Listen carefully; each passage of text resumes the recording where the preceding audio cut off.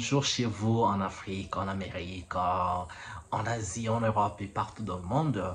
Bienvenue pour une autre vidéo dans notre chaîne, votre chaîne en Afrique et en diaspora.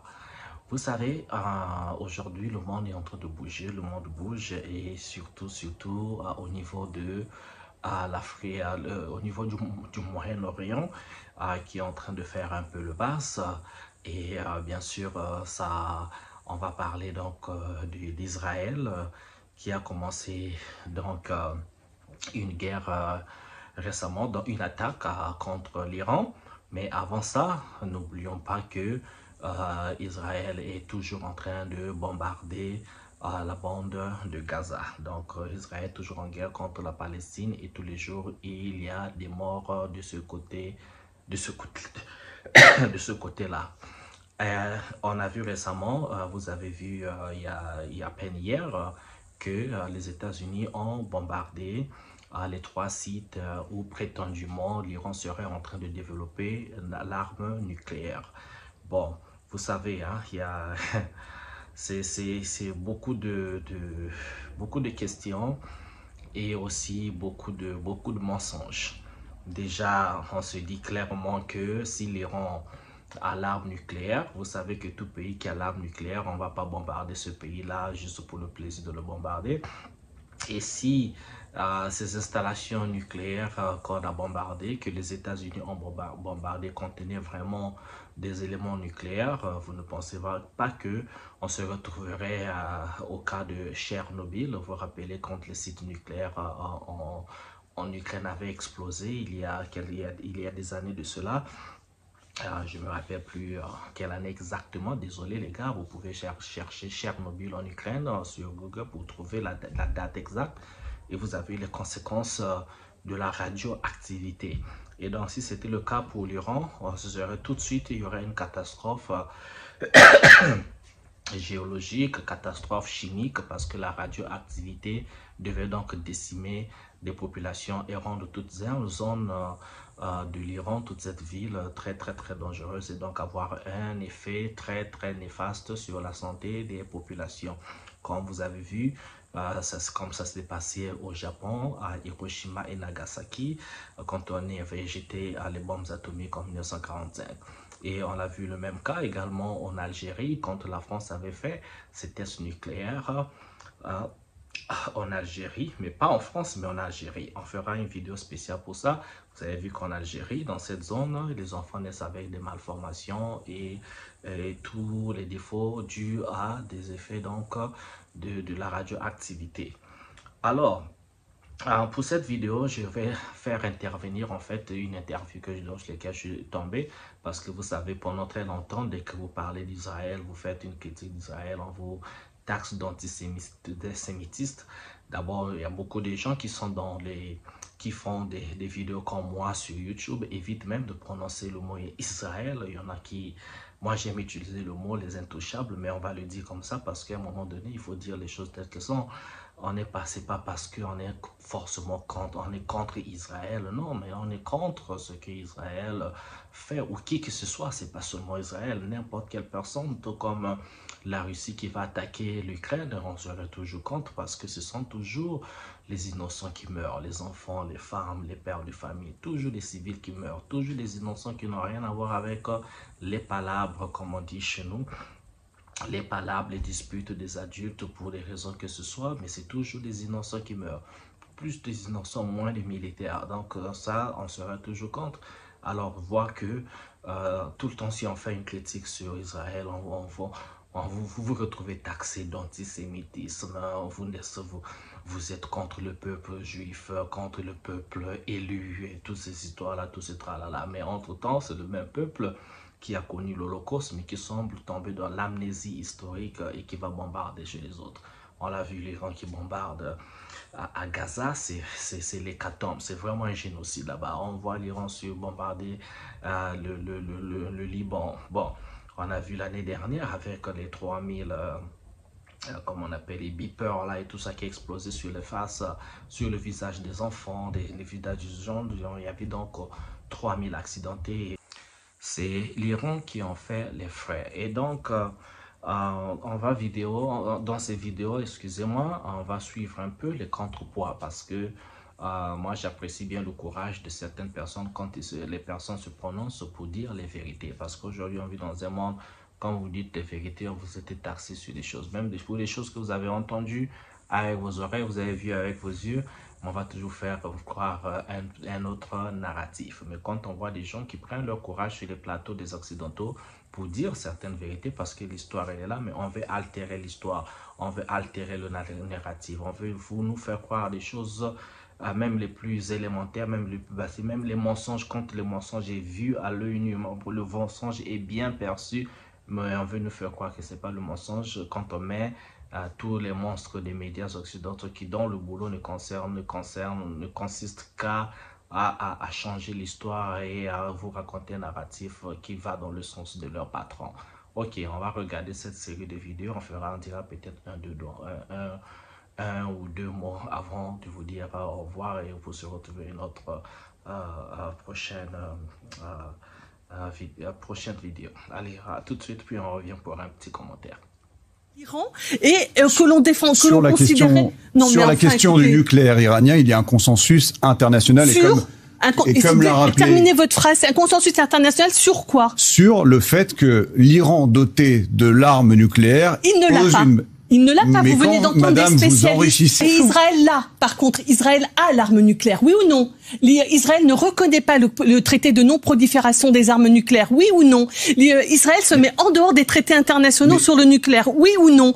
Alors pourquoi est-ce qu'on ne dit rien à Israël concernant l'arme nucléaire qu'il détient, alors qu'en dehors de tout accord international, l'Iran est en train de négocier avec le groupe qui cherche à empêcher, et je souhaite que l'Iran n'ait pas l'arme nucléaire. Et je le souhaite, je vais vous le dire, pas simplement pour l'Iran, je pense qu'il faut faire baisser l'arme nucléaire. Par contre, je n'accepte pas l'idée qu'aujourd'hui on déclare que Israël a le droit de se défendre alors que c'est Israël qui attaque, c'est Israël qui a l'arme nucléaire et c'est Israël qui se comporte de façon guerrière avec tous ses voisins. Enfin, Israël attaque le Liban, Israël attaque la Syrie, Israël est en train de commettre un génocide à Gaza. C'est aussi Israël qui a été attaqué le 7 octobre. D'accord, on peut pas écrire toute l'histoire à partir du 7 octobre. D'abord, le 7 octobre, ça a commencé avant. Je veux dire, le problème palestinien n'est pas le 7 octobre. Il est antérieur au 7 octobre. Et depuis le 7 octobre, ça ne donne pas le droit à Israël de se comporter comme elle se comporte.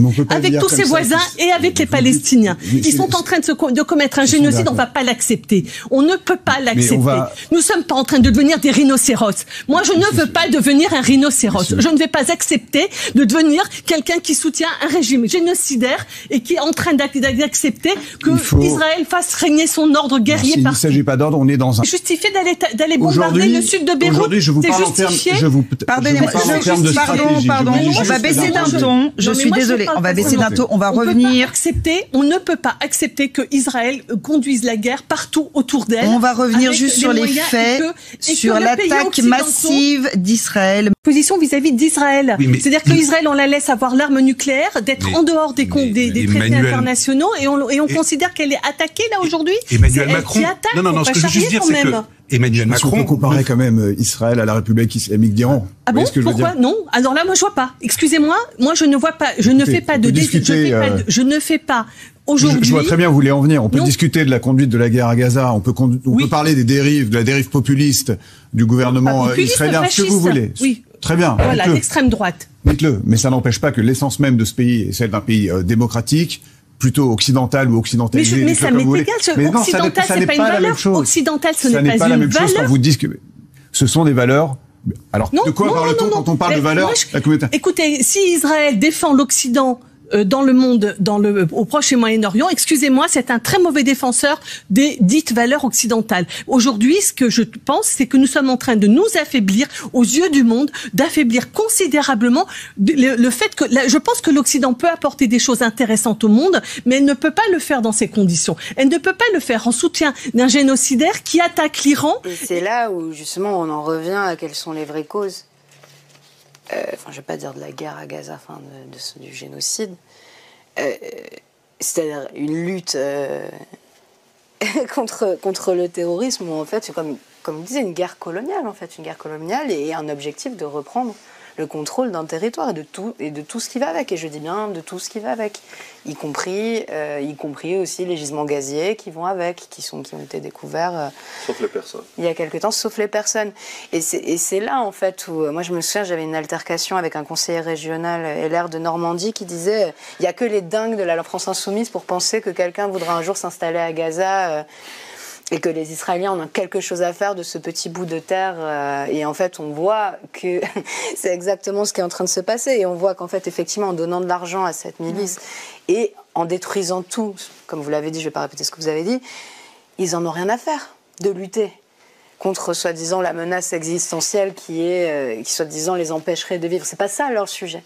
Leur sujet, c'est vraiment l'extension de leurs frontières. Et on le voit d'ailleurs en Cisjordanie, parce que personne ne fait jamais pareil dans les chaînes d'information en continu, et ça rend fou. Personne ne prend même la peine de faire un parallèle, juste un simple parallèle avec ce qui se passe en Cisjordanie, qui n'est pas contrôlé par le Hamas jusqu'à preuve du contraire, montre bien qu'en fait, c'est pas ça le sujet. Et montre bien qu'il y a une expansion, et qu'il y a un besoin d'expansion. Et pourquoi, on a déjà la réponse, mais c'est terrible à quel point ils ont réussi à marteler cet élément de langage. Et j'ai honte aussi, quand on voit les affiliations de cette milice, qui est directement affiliée avec ISIS. Donc ISIS qui est, lui, pour le coup, directement impliqué dans les attentats du Bataclan en France. C'est-à-dire que j'ai honte qu'ils nous fassent revivre une guerre contre le terrorisme en parlant du Hamas, qui ont certes des méthodes terroristes le 7 octobre, c'est pas la question, mais alors que là, personne ne parle du fait que Netanyahou finance des gens qui sont directement liés à des gens qui nous ont frappés sur notre sol dans un attentat terroriste islamiste qui a choqué toute la France entière. Et ça, je trouve ça vraiment... Je trouve qu'on a atteint le sommet du dégoût. C'est-à-dire que plus personne ne comprend rien. Ils ont réussi à instaurer un récit qui est à l'inverse de la réalité, à l'inverse total de la réalité. Et en plus, qui en vient à cautionner des choses qui, même pour l'image de la France, la souveraineté de la France, ne sont pas normales. Je veux dire, au-delà même là, des Gazaouis, nous-mêmes, là, on est en train de se faire insulter au quotidien, et personne ne réagit.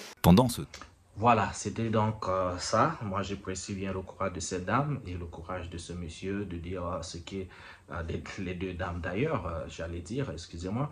Et donc, j'apprécie bien leur courage de dire certaines vérités, parce que vous savez, si on veut un monde de paix, ben, il faut bien, on ne va pas faire la paix avec des armes, surtout des personnes qui veulent la paix ou qui parlent de personnes, les mêmes personnes qui sont tentées de bombarder. Ça n'a aucun sens. Comme on a vu le discours de Donald Trump qui dit, ben, après avoir bombardé l'Iran, les sites de l'Iran, il dit, bon, il est temps pour la paix. Mais attendez, vous me giflez sur la joue et vous pensez qu'il suffit de vous dire, de me dire que bon, voilà, on fait la paix et moi je vais accepter cette paix. Ah mais non, vous me giflez, attendez d'abord que moi également je vous gifle sur la joue quand on aura tous les deux ressenti l'affront de la gifle, et là on pourra parler de paix, ok? Mais sinon, écoutez, et d'ailleurs moi je me demande, avec toutes ces guerres, toutes ces bombes, Israël, surtout les voisins d'Israël, par quel miracle il y aura la paix dans cette zone? Par quel miracle? Est-ce qu'il y aura une paix durable? Est-ce que c'est possible? On ne peut pas obtenir une paix durable parce que les gens sont dans une haine mutuelle. C'est une haine mutuelle. Les Israéliens qui détestent tout le monde, tous les pays autour d'Israël sont des pays arabes, de culture islamique. Mais la paix viendra d'où? Si on ne peut pas se mettre sur les tables, si on ne peut pas parler, ouais, vous n'êtes pas obligé d'être de même confession, mais vouloir éliminer les autres, faire disparaître les autres sur pas de la terre pour vous accaparer de leur richesse, de leur terre, mais de quelle paix vous allez vous attendre? Vous vivez toute votre vie dans la peur. Israël encore a la chance d'avoir leur chien de garde, les États-Unis, mais et les autres. Voilà, c'était ma vidéo pour aujourd'hui. Continuons de suivre les formations, continuons d'être sur le parfait de l'histoire, au parfait des choses, pour toujours faire dire, corriger ce qu'il faut corriger, enseigner ce qu'il faut enseigner, mais la vérité, rien que la vérité. Merci les gars, on se retrouve dans une prochaine vidéo. Je vous souhaite bien le bonheur chez vous. Ciao, ciao.